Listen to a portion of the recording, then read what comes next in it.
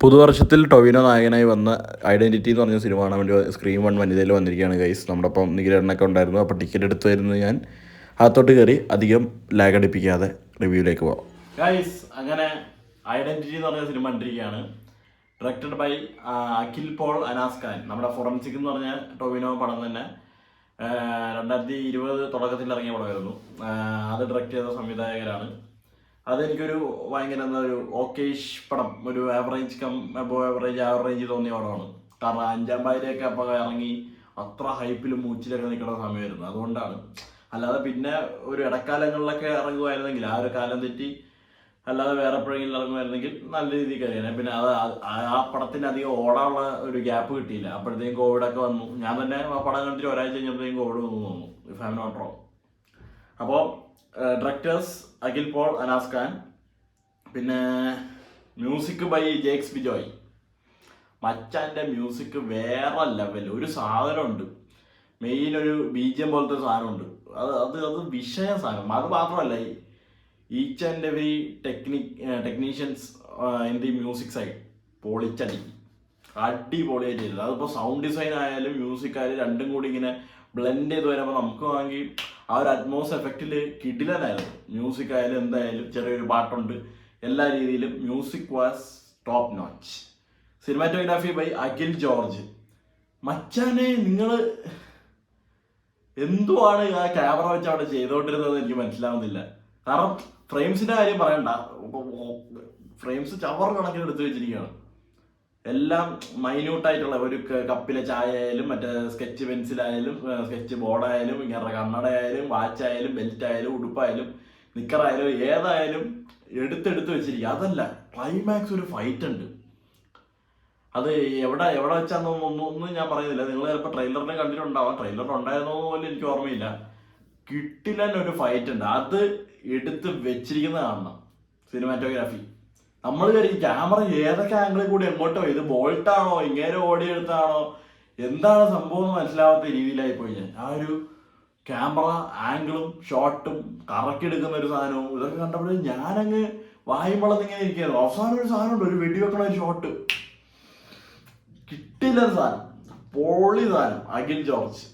Edited by Chaman Chacko, നമ്മുടെ സ്വന്തം മച്ചാൻ. ഇടയ്ക്കിടയ്ക്ക് സ്ഥിരം ഇപ്പോൾ പടങ്ങളിലൊക്കെ ചെയ്യുന്നതാണ്. ഞാൻ RDXലാണ് നോട്ട് ചെയ്ത പുള്ളീൻ്റെ പേര്. പിന്നെ അങ്ങോട്ടേക്ക് കുറേ പടങ്ങളിലൊക്കെ വന്നു പോയിട്ടുണ്ട്. പിന്നെ action director Yannick Ben, Indian അല്ലെന്ന് തോന്നുന്നു.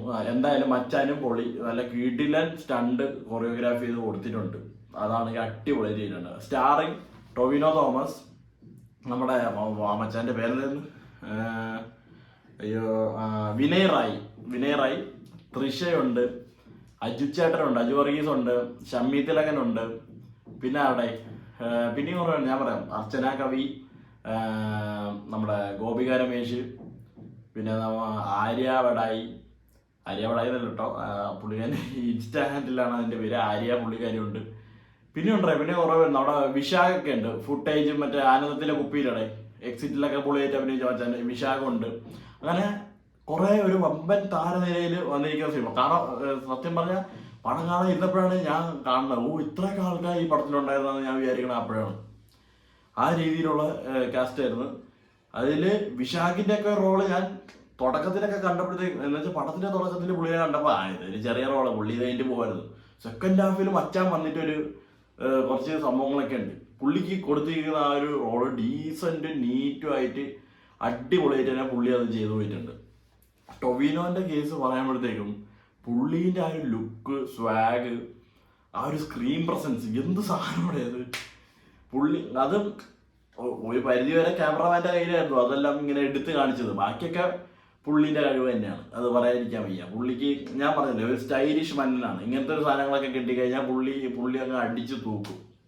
അതാണ്. പിന്നീട് നമുക്ക് പറയാനുള്ള ആക്ടിങ് വൈസ് പറയുകയാണെങ്കിൽ, ഷമ്മി തിലകൻ ഒരു ഡോക്ടറായിട്ടാണ് പുള്ളി നല്ലോണം ചെയ്തിട്ടുണ്ട്. നമ്മുടെ വിനയ് റായ് എന്ന് പറയുന്ന മച്ചാൻ വില്ലൻ കിട്ടില്ല. മച്ചാൻ്റെ അഭിനയം എനിക്ക് ശരിക്കും ഇഷ്ടപ്പെട്ടിട്ടുണ്ട്. അപ്പോൾ ഈ ഒരു പ്ലോട്ട് എന്ന് പറയുമ്പോൾ ഭയങ്കര ഒരു സിമ്പിൾ പ്ലോട്ട് അല്ല ഇത്. ഇതൊരു ഭയങ്കര കോംപ്ലക്സ് പ്ലോട്ടാണ്. കുറേ ക്യാരക്ടേഴ്സും കുറേ റെഫറൻസസും കുറേ വഴി കൂടെ ഉള്ള ഡീവിയേഷൻസും നമുക്കപ്പം ഒരു വഴി കൂടി പോയി ചിന്തിച്ചു തുടങ്ങുമ്പോഴത്തേക്ക് അടുത്ത വഴിയുള്ള സാധനം തെളിയും, അവിടത്തെ ചിന്തിച്ചു തുടങ്ങുമ്പോൾ മറ്റിടത്തുള്ള സാധനം തെളിയും. ഇങ്ങനെ കണക്ട് ചെയ്ത് വേറെ വേറെ രീതിയിലൊക്കെ വരുന്ന ഒരു പ്ലോട്ടാണ് സാധനം. പക്ഷേ entertaining, edge of the seat experience ആണ് കുറെ പോർഷനിലൊക്കെ. നമ്മളിങ്ങനെ എണിച്ചങ്ങ് ഇരിക്കും. തൃശ്ശേന്റെ ക്യാരക്ടറും നൈസായിരുന്നു. ആ ഒരു എന്താ പറയാ, ആ ഒരു ഷോർട്ട് ടേം മെമ്മറി ലോസ് പോലത്തെ ഒരു സാധനം വരുന്നത്. കാരണം പുള്ളിക്കാരിന്റെ ക്യാരക്ടറിന് ഈ ഫേഷ്യൽ റെക്കഗ്നിഷൻ ഇല്ല. ഒരു ആക്സിഡന്റിന് ശേഷം കറക്റ്റ് ഒരാളുടെ മുഖരൂപം കിട്ടില്ല.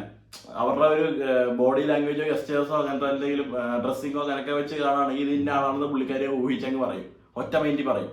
പക്ഷെ അതല്ല, പുള്ളിക്കാരിക്ക് ഫേഷ്യൽ റെക്കഗ്നിഷൻ കറക്റ്റായിട്ടില്ല. ആ ഒരു സംഭവം നമുക്ക് ഒരു പരിധി വരെ ഷമ്മി തിലകൻ ചേട്ടൻ പടത്തിൽ പറഞ്ഞ് മനസ്സിലാക്കി തരുന്നുണ്ട്. പിന്നെ ഈ സ്കെച്ച് ആർട്ടിസ്റ്റുകളൊക്കെ സാധാരണ പടത്തിൽ നമ്മൾ കാണുമ്പോഴത്തേക്കും വില്ലനെ കണ്ടു വന്നിരിക്കും, അതങ്ങനെ ഇതിങ്ങനെ കണ്ണിങ്ങനെ കുറച്ച് ഇങ്ങനെ അങ്ങനെയൊക്കെ എഴുതി കറക്റ്റ് വില്ലൻ്റെ പടം വരച്ച് വെക്കും.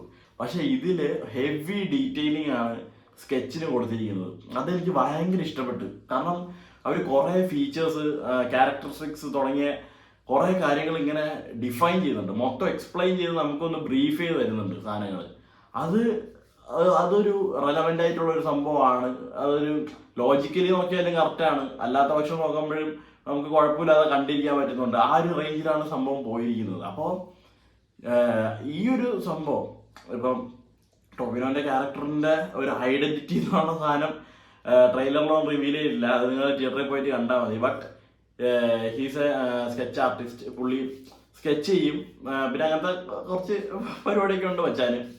അപ്പോൾ പുള്ളി ഭയങ്കര മൈന്യൂട്ടായിട്ട് ശ്രദ്ധിക്കുന്ന കാര്യങ്ങളും അത് വരയ്ക്കുമ്പോൾ എടുത്ത് ശ്രദ്ധിച്ച് വരയ്ക്കുന്ന കുറച്ച് സാധനങ്ങളും അങ്ങനത്തെ കുറേ കാര്യങ്ങളൊക്കെ ഉണ്ട്. അതൊക്കെ നല്ല രസമായിട്ട് തന്നെ ഉണ്ട്. പിന്നെ ഫസ്റ്റ് ഹാഫിൽ തന്നെ ഏറെക്കുറെ കഥയൊക്കെ റിവീലാവും.